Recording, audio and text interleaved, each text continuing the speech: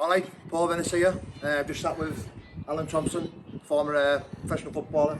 Played for England, Celtic, Villa, and Leeds, Newcastle, Bolton. Don't forget Hartlepool. Had a month at Hartlepool, so that was class. Not far from here, by the way, not far. Yeah.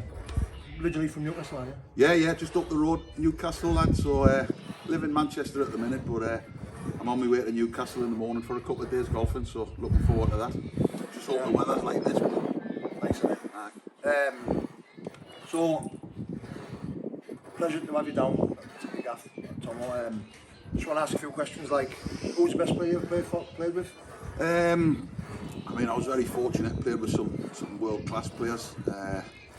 Just to mention a few, Henrik Larsson was world-class.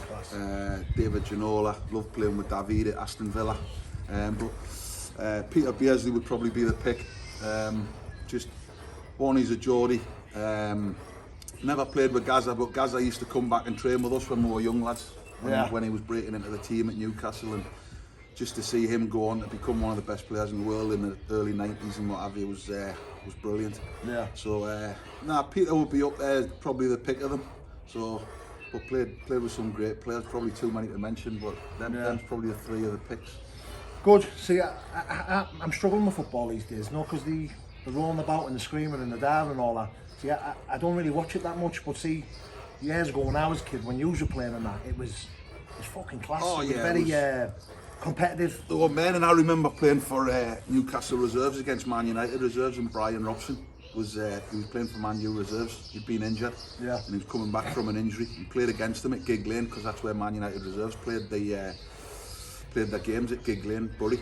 And just playing against Brian Robson and that, you just think he was my hero growing up as a kid, Robbo.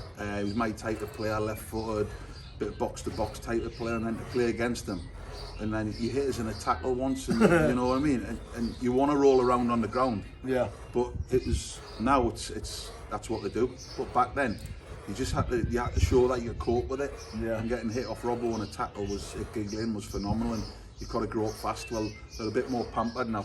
They call them snowflakes at the minute. Yeah. So now you couldn't be that in our day. You had to grow up quick. Yeah, of course you did. See, when I was watching it, when I was playing myself as a kid, I remember our dad always got, like, he was obsessed with Gaza as well, and he got me this video player said, "All the best, Paul," and got it for my birthday. Yeah. And I just watched it every single night with Gaza. Yeah. And it was he was probably the only English player to ever go for it, like away abroad, and kill the game. Do you know what I mean? He bossed it at Lazio, and I used to watch it and think, that's what I want to be. And I was only a kid watching it, and I tried to base my game around him and how I played and stuff like that. But obviously, the level that you played, and it's unbelievable, isn't it? Do you know what I mean? Oh, to get to that level, I mean, plenty of us got to a good level, but when you get to the level where Gaza got to just after the World Cup in Italia '90, he's probably the best, or one of the best midfielders in the world, if you know. So, and to get that close to him and to become a friend, you know, it was an absolute pleasure. What was he like? Oh, he was a madman. I've got some great stories on him, but probably couldn't say them on here. But no, he was great to be about, great with the young lads. He'd give you his last penny. I think you find that with people from the northeast, whether it's Newcastle, Sunderland, Middlesbrough, people are very generous. And Gaza just epitomised that. He'd literally give you his last penny. He's a great guy. Yeah, absolute legend. So you played for England as well, didn't you, Tomo? Yeah, got one England cap, which, you know, I would like to have got a few more, but I suppose a lot of people don't get any, so I still look back on it with fond memories and really enjoyed that one. And played with, you know, Steven Gerrard, Wayne Rooney, Jonathan Woodgate, who's from the borough. John Terry was playing that night. So no, an absolute pleasure to get. As a kid, that's probably where you want to get to, represent your country. And I'd already represented my country for England under 18s, 19s, 21s. But to get that full cap, I think I was 30 when I got it, so it was quite late in life. But I'm still thankful that I got it, and still cherish my cap and my strip that I got on the evening. So no, it was a pleasure.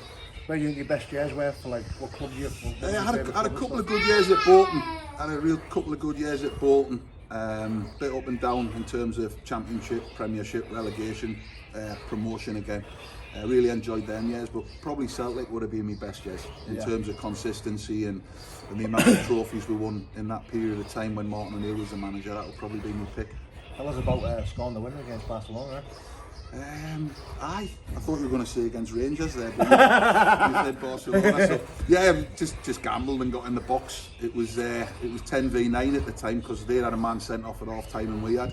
So it was a bit like a game of basketball. It was end to end and you had to be fit to get up and down. And the ball dropped to Henrik at the back post and Henrik nods it down and I just think, get up above it, volley it down, and thankfully it went in and we won the strip and won the match 1-0 and ended up getting Ronaldinho's strip, swapping it that night. So what, did you get that strip? I got his strip that night. It's in my son's bedroom, so class. Absolutely, I was buzzing. So I wonder if he's got my strip up in his I guess not. I think there's a few years fighting over that strip, was there?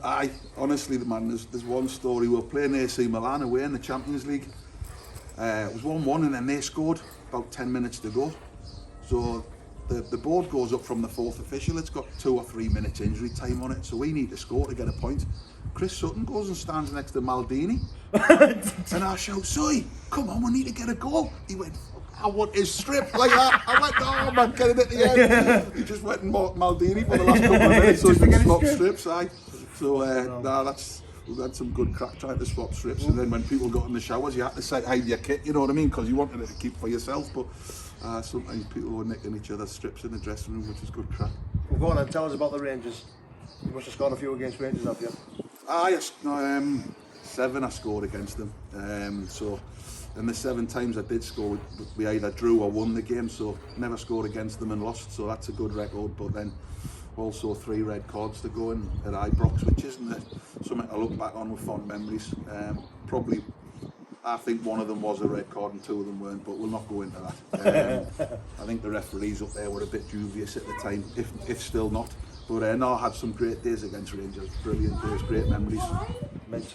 Thanks for coming down some more, appreciate it. Problem, absolute brilliant, thanks Paul. Cheers, mate. Like and subscribe, people, thank you.